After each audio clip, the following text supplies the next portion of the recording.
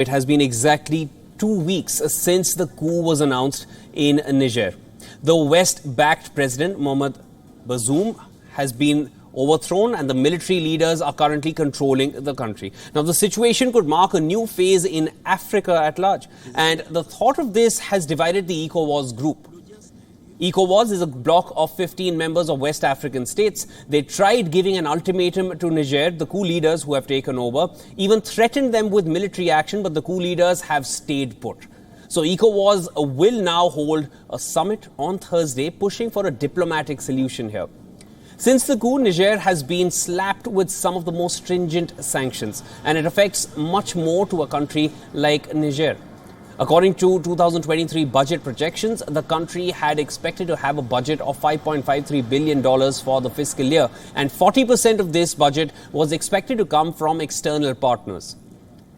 Now, that looks extremely dicey after the coup leaders have taken over, because Niger has an ace, but Niger does have an ace up its sleeve still. This yellow cake known as uranium, it is an ore vital for nuclear industry, and Niger is the world's 7th biggest producer of this chemical element. Now, if ECOWAS wants to fire the big guns, then uranium is what it will need to target.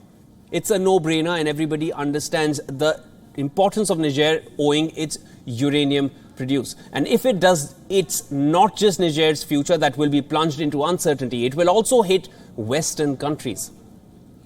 Niger is the second largest exporter of uranium to France. It is also a major exporter to Canada. The decision will make Europe look at world's biggest exporter of the ore, and as fate would have it, it is none other than Russia, a country that has waged a war in Europe and is already in the West's bad books. Now, whether one wants to agree to this or not, but there is a very important and a major undeniable imprint of Russia in the Niger coup and all the rallies that we are seeing. Speaking of Russia, it is a country you will hear more and more of when it comes to Niger. Russia is watching the developments very closely, tracking all that is happening in Niger. The Kremlin is trying to up its influence in the region. And we do see a lot of Russian flags in the rallies which are currently going on in Niger. Now look at this. These visuals are coming straight from Niger's capital. Take a note of the white, blue and red fabrics, because they are selling like hotcakes. And you know what these three colors come together to represent. It's the Russian flag. It's not the French flag.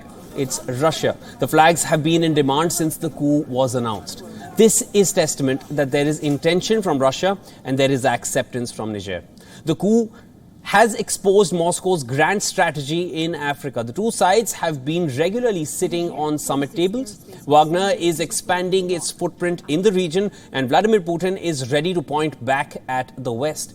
So it seems Russia fits the perfect jigsaw puzzle in Niger's crisis.